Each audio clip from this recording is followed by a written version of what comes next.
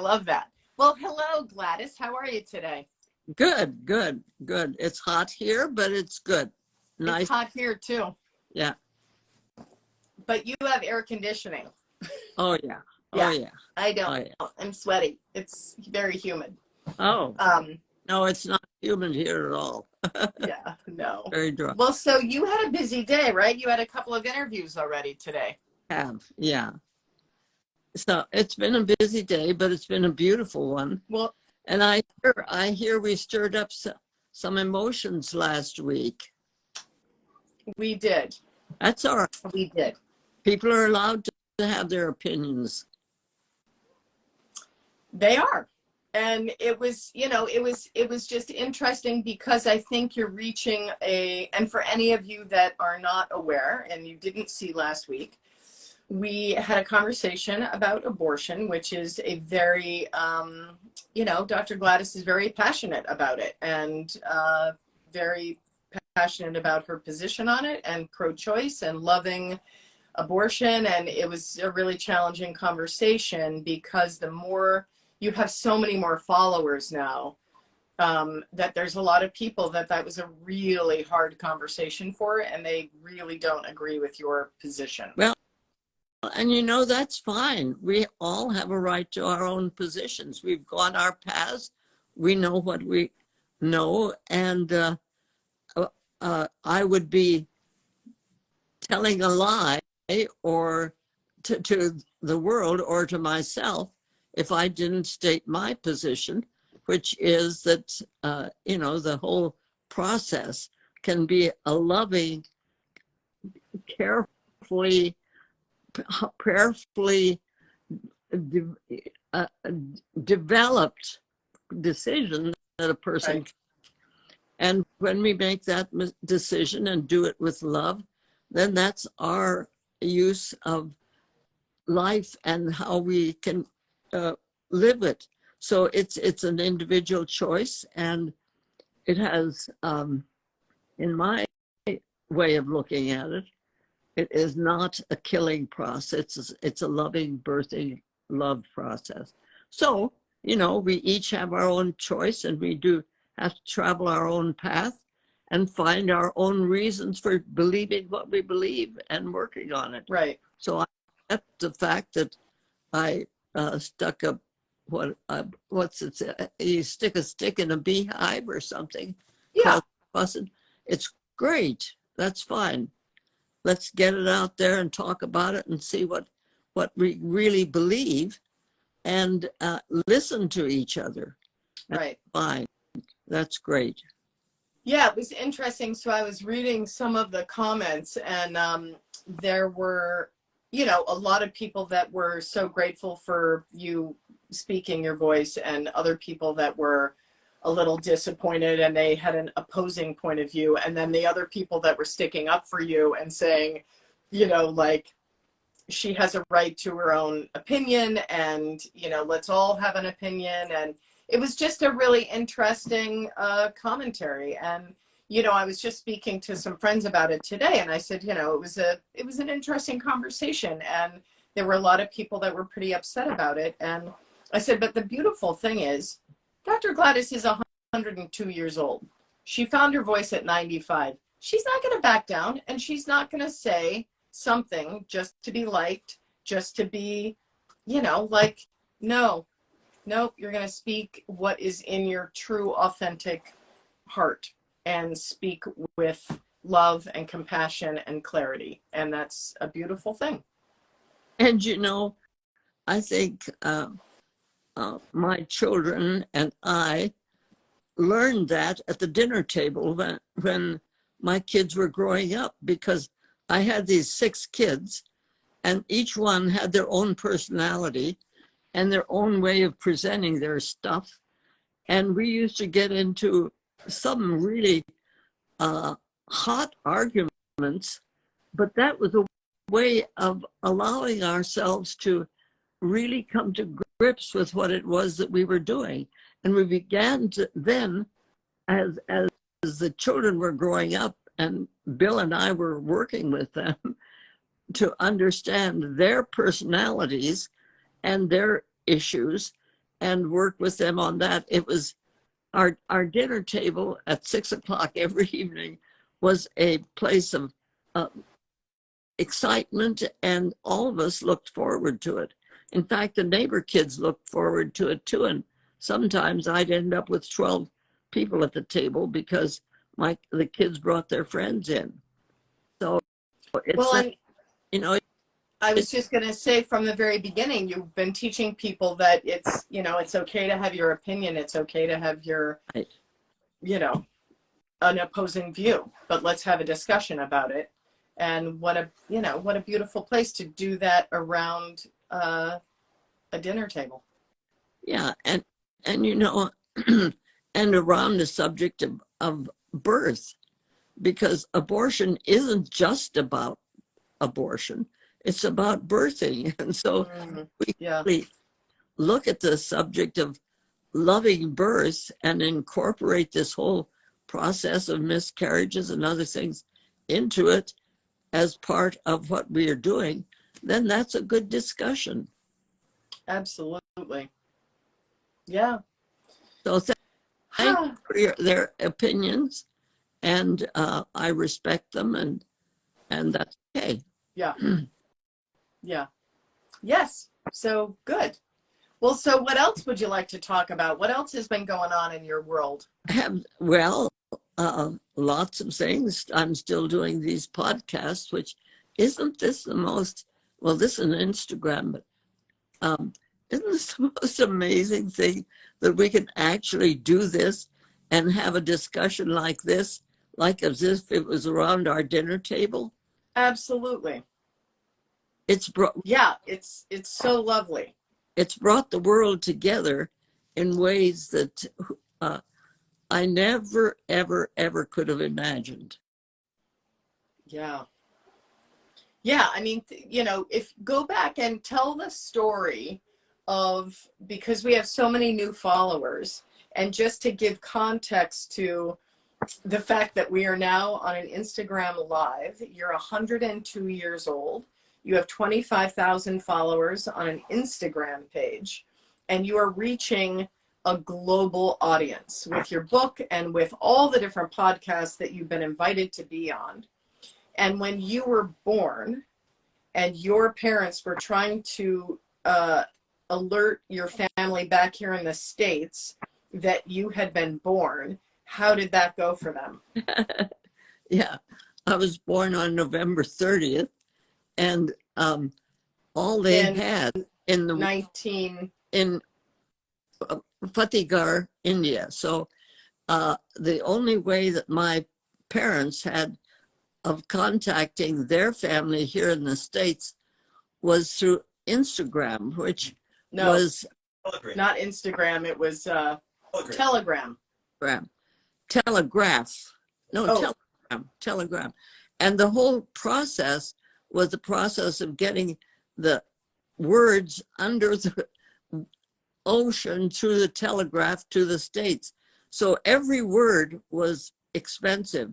So the message that my grandmother got, my grandmother's name was Magdalene, was Seal, Siehl, a German name. So the message was Seal, Siehl, Cincinnati, USA. That was the address, okay. and no other address. And the message was, "Girl, well, Taylor." And that was the message that came across. So I was not announced in my birth, but it was a very difficult process to get that message to the family in the States here. And here I had a great grandson who was born 3 months ago, and I was able to see his picture the day he was born. I mean, it's truly, truly awesome. Yeah, yeah. And so it's got to be like, who were your interviews with today? Were they global, or were they They were within the United States? they were global. One was a radio program for an hour, and the other one was the Diary of an Empath, Hmm.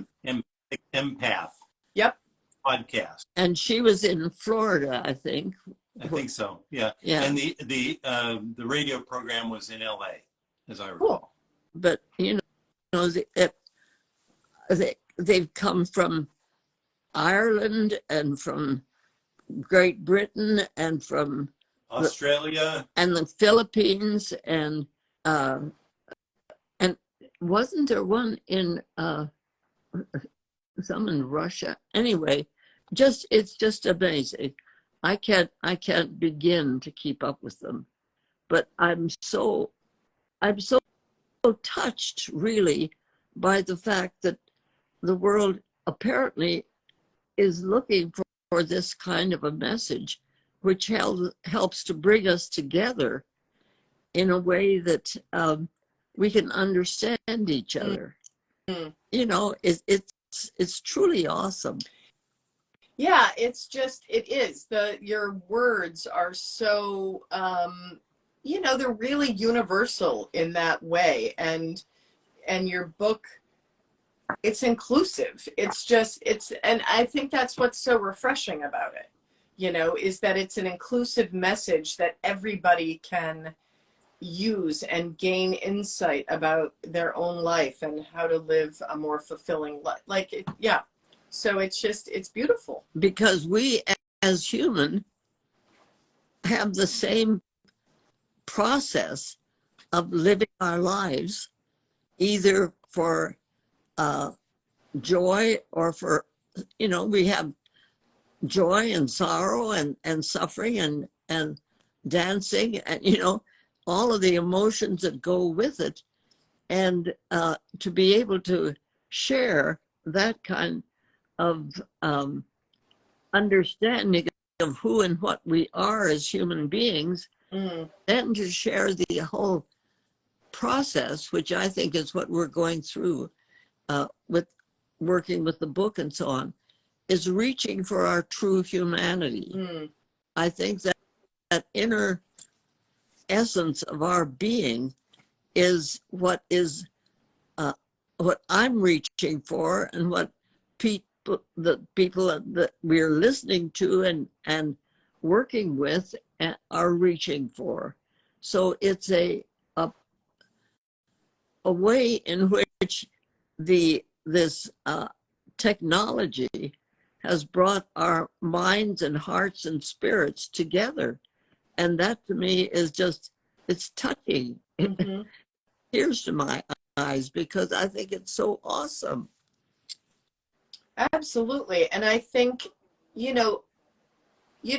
have said that you didn't find your voice until you were 95. 93. 93. Oh, sorry. 93. Excuse me. And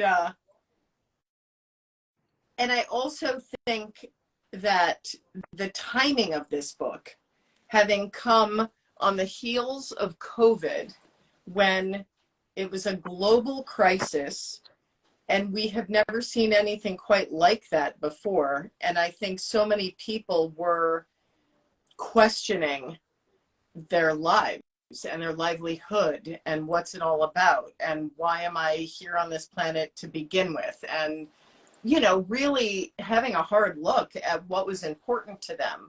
So I feel like this book was just it was ripe for the questions that people were asking internally and trying to figure out for themselves. And I'm so touched by that. But it's not the first time.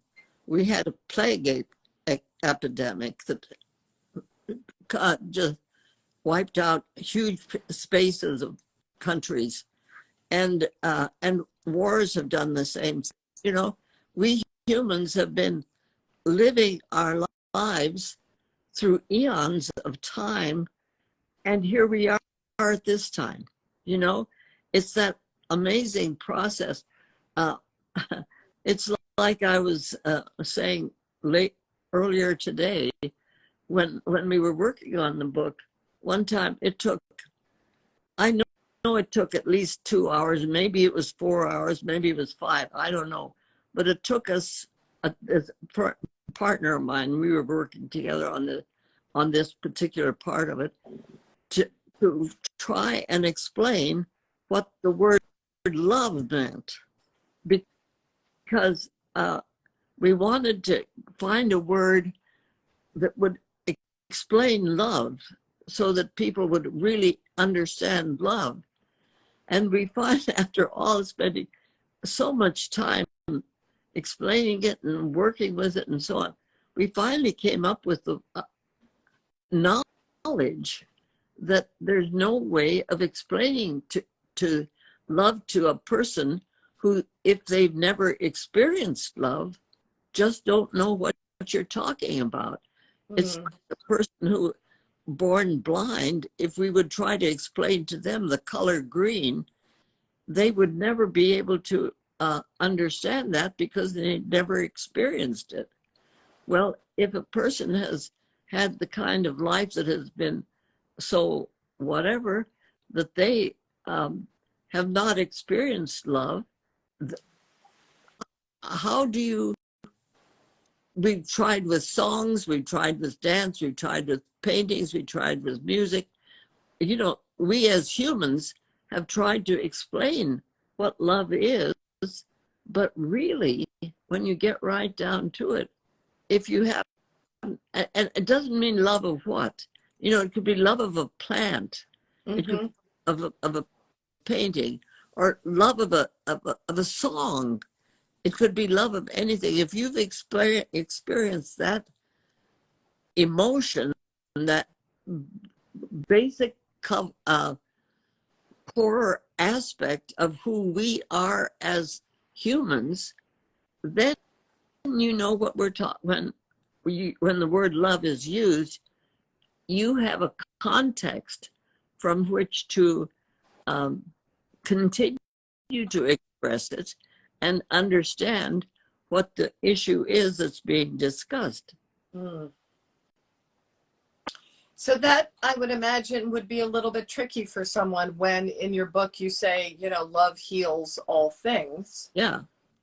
That's a tricky, if somebody has had a very challenging life and never had the experience of the love of a mother or a father, or, you know, just really had a very hard life, that's a really hard, like, that would be really hard to have them be open to that experience of what does love mean? What is that? How does one open their heart when one doesn't have that kinesthetic experience of that?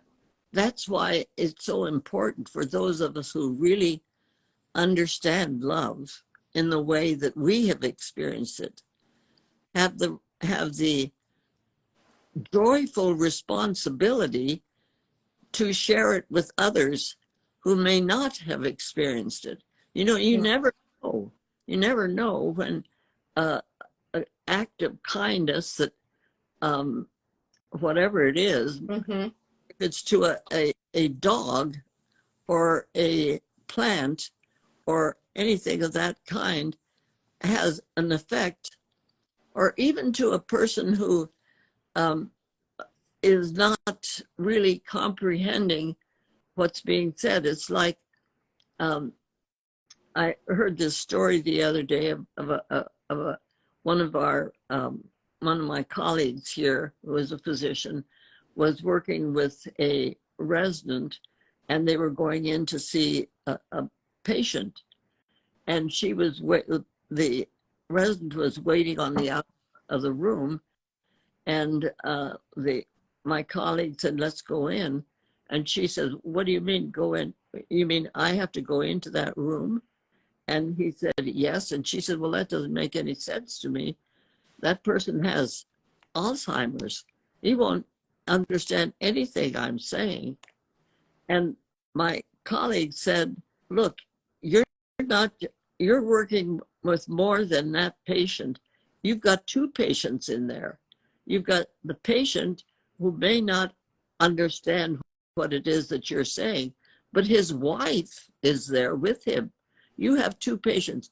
You have to understand that what you do for the wife is what you do for the husband, who may not understand, except that he understands the love with which she is doing what it is that you're going to tell her to do, or you tell them what to do. In other words, if you walked into the room feeling that here's a person who doesn't understand anything, you can't communicate with them or anything, you're not accomplishing your basic reason for being a doctor.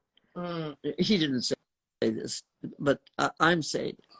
But when she got the understanding of what it was, she was able to do it and do a very nice job of making the connection. And when you think about how the statement of one person, my colleague, to the resident, her, to the wife, to the husband who had Alzheimer's, isn't that a beautiful story? Yeah. I mean, it's not such a horrible thing that man was going through Alzheimer's. It was what was happening to him. It was his life, but it was also his wife's life. Right. We are so interdependent on each other that it's awesome, and it's absolutely wonderful. Well, and I also think that, you know, it can just also be felt. Oh, yeah. Like, it's a felt sense of energy. So if the intern or the resident went in and never even spoke, but just went in with just the utmost kindness and compassion in her heart, and held the hand of the wife and held the hand of the husband, and was just present, fully present for 5 minutes, that would be a felt sense. That's healing. That's healing at its best. Yeah. So my sister Kristen just said, this story is so meaningful and makes so much sense. Yeah. Yeah, it does. So I just, and see, you've got your sister there who understands too. I do. She also commented earlier that she wished she could have been at your dining room table at those 6 o'clock dinners, but you know, she was much older, so she wasn't around. No, but her sister was. Her sister was. Casey was there for sure. Was with my daughter, who is my partner. Right.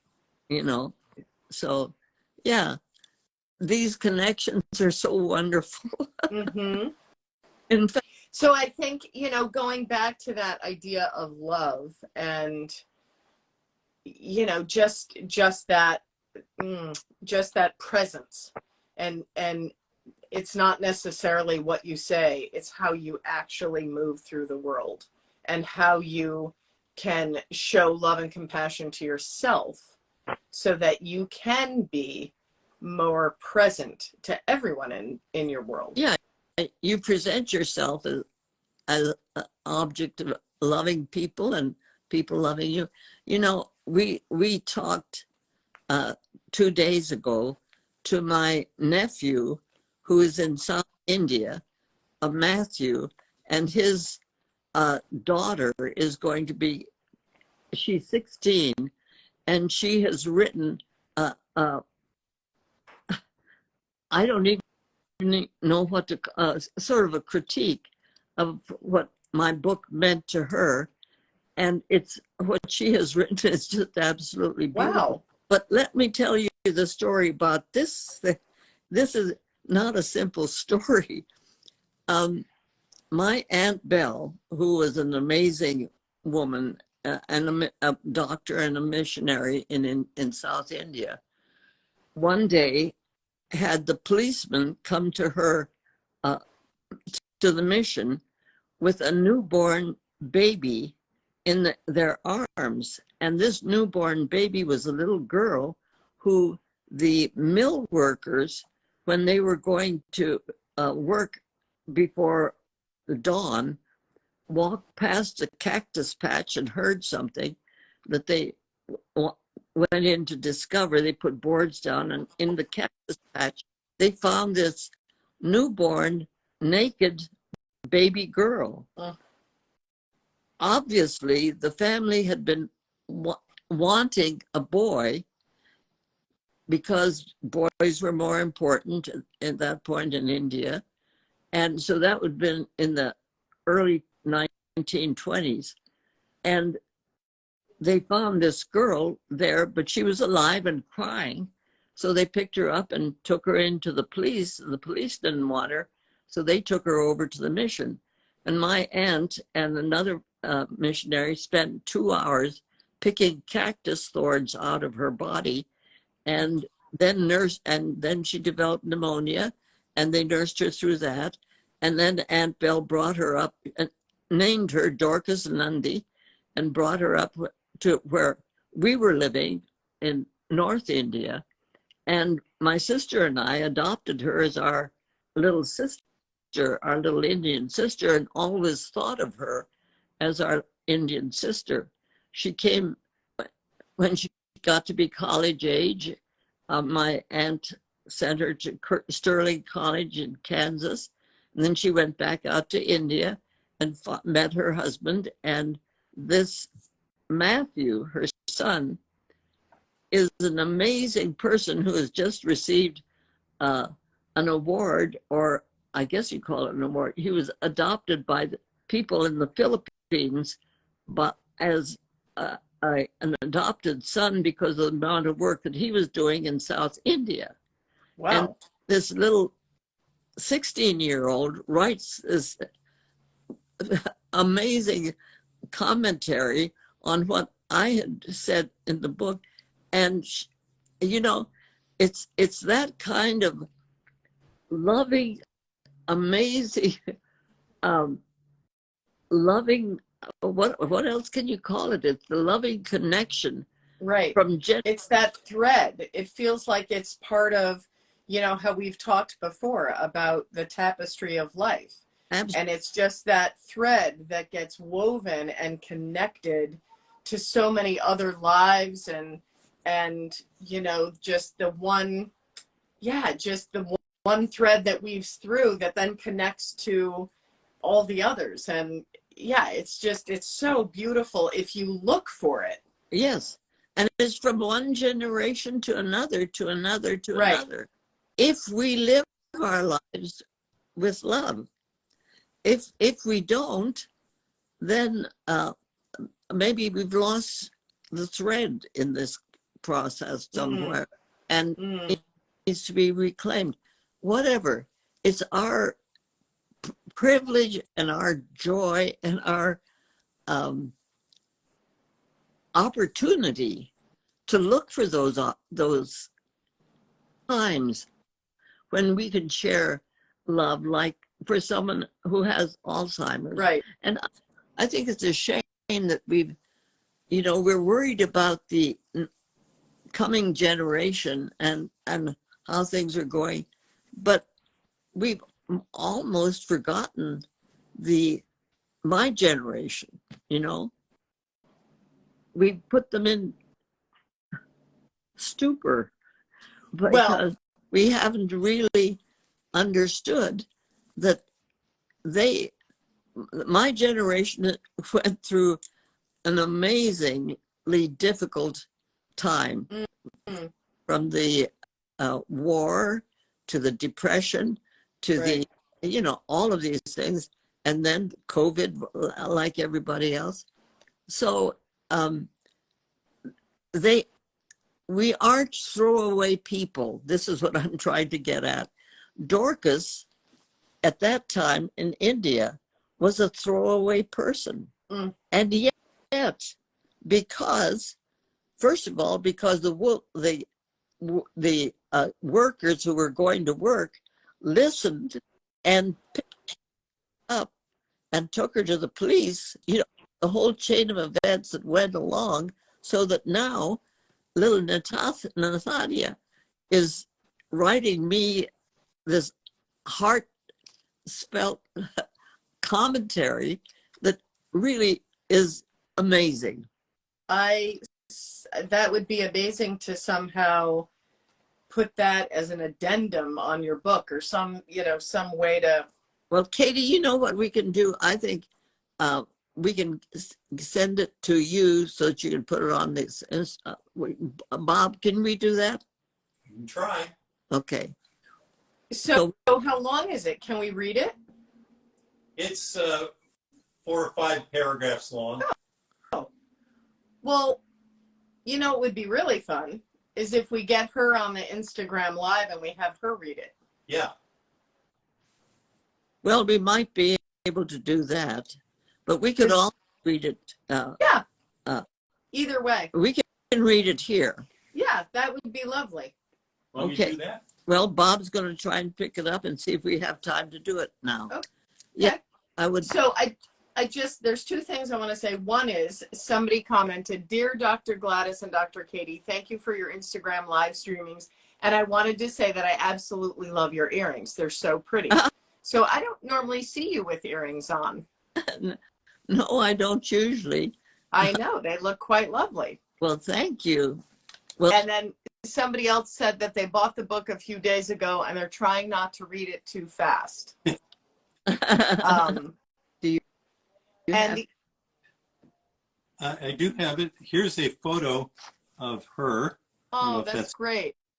In India. Yep. Nice photo that she sent. And so do you want me to read this or? Yeah, or, I don't know how I could. Yeah, I think you should read it. Okay. Here, I'll let you He's look right. Look at Mom. She's prettier than I am. Yeah, but we can hear you. It's good. A reflection on the well-lived life by Dr. Gladys McGarry. As a fan of self-help books and words that have the power to transform one's life. Excuse me, this is a 16-year-old girl, and this is not, English is not her first language. So, Wow. I Okay. genuinely profess to the evidence that this book is one of the best books to have ever been written. I say this not only as a person who has the privilege of calling Dr. Gladys family, and as somebody who considers her one of my great-grandmothers, but rather as a reader who has been deeply impacted and inspired by her words. The book, beginning as an introduction and seamlessly transitioning into a conclusion, is abounding with power-packed principles, words, and wisdom. I believe that through the application in one's own life and soul's journey, there exists the potential to truly revolutionize our experiences and perspectives. The book, in its essence, not only conveys a rich collection of revelations and truths, but has also been narrated in such a gripping manner that you just cannot seem to put it down. The treasures buried in these words compel you to keep unearthing them as you progress along the chapters and secrets. The beauty of this gift is that it was truly and freely given to us so that we may need not go seeking for the secrets of life on our own, but instead allow them to empower us going forward. The testimonies and real-life experiences of her patients and loved ones, Dr. Gladys quotes throughout the book, provide hope and courage to face the future. The inclusion of miraculous stories and impressionable moments throughout her career encourage the reader to believe in what she is saying. The book is life-changing through the way it recognizes that simplicity transfigures complexity. listen to that one. If no other, Simplicity transfigures complexity. It's a bit of a head scratcher and a profound one as such. Right. It is as wholesome as it can get, with wisdom speaking into all the dimensions of life, transcending from one's purpose, calling, pain, regret, anxiety, and crippling fear to self, as well as relational love, authentic connections to friendships, healing, growth, and ultimately formulas to live a well-lived life. It helped me dissect, understand, and analyze my emotions, thoughts, feelings, and experiences. It also compelled me not only to respect my mind, but ultimately my body and the masterpiece it is. It has encouraged me to steward my body in the healthiest way possible, but simultaneously to stimulate my mind. Just two more paragraphs. Each secret had its own significance and value, and I really could not choose between any of them. They have each imparted love and wisdom to me, but if I had to narrow down some of my favorite themes of the books, they would be the power of gratitude, loving myself and other people unconditionally, healing my own emotional, mental, spiritual, and physical pains by evolving the dormant physician inside of me, and wholeheartedly forgiving people. I look forward to living the rest of my life with the attitude of continually learning to be a student of life, and from extracting life lessons from each challenging experience I will undergo. Dr. Gladys herself is a miracle, and and possesses an incomprehensible magic inside of her. Okay, that I would like to presume has led her to a century of healing, growth, evolution, and juice. I cannot wait to see her bring her 10-year plan to life in the coming future. May she always radiate that contagious joy, grace, and magic all around her. Lots and lots of love and blessings, Nathania. Holy cow. Isn't that something? You know, I'm just, it's hard to Wow. get through that without tearing up, you know? Yeah, no, that was beautiful, Bob. Really well read, and your sentiments were perfect, because that's just, wow. I just can't believe that young woman is 16 years old and could write like that. Well, she was, when she was 11, she was a soccer player, and she carried the soccer ball to the Olympics when soccer was at the Olympics sometime, and she was the representative from India to carry the soccer ball. Mm-hmm. So her life, she was bound and determined to be a top-notch soccer player. And then after she did that and was applying to the different places for schooling, and couldn't get in, and found out the reason she couldn't get in, and because she was expecting to have some support from the soccer world. Mm-hmm. She was a woman. Wasn't allowed to do that. So here she is.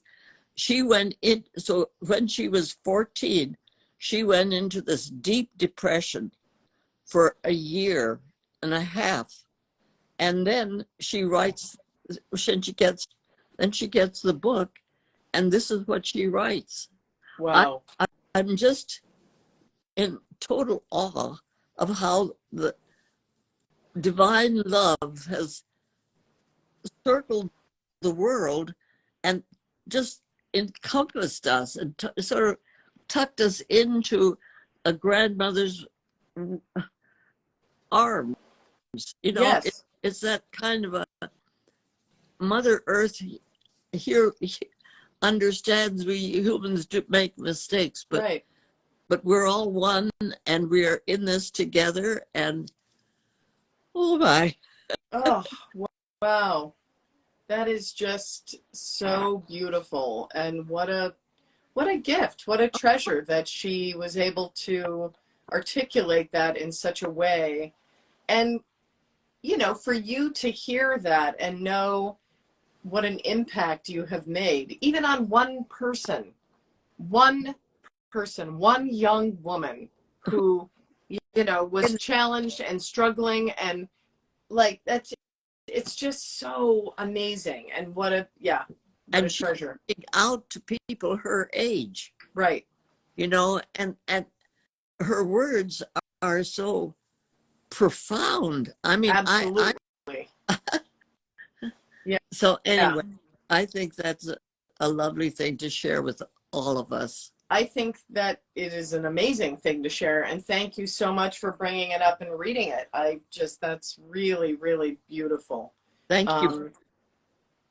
Somebody is commenting that you have had a major impact on me too, with the heart. Oh, yeah, really. Yeah.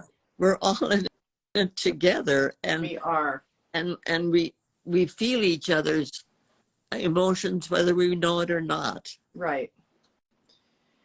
And so I just keep seeing, when we keep talking about the tapestry, I keep seeing all of us as like little sparkling threads of gold that just keep weaving in and meeting each other and crossing paths, and you know, just keep making this beautiful, beautiful tapestry. I agree, Katie. And you know, when you started this and invited me to do this, it's what it is. 2.5 years ago, wasn't it? And still going on, and it gets. I think it gets richer and warmer and juicier all the time. Thank you for doing it. Well, thank you for being just signing on to do this with me. I just could not have imagined that we would still be doing it, and I'm so grateful to have the connection that I have with you, and it's really a treasure that I hold very closely to my heart.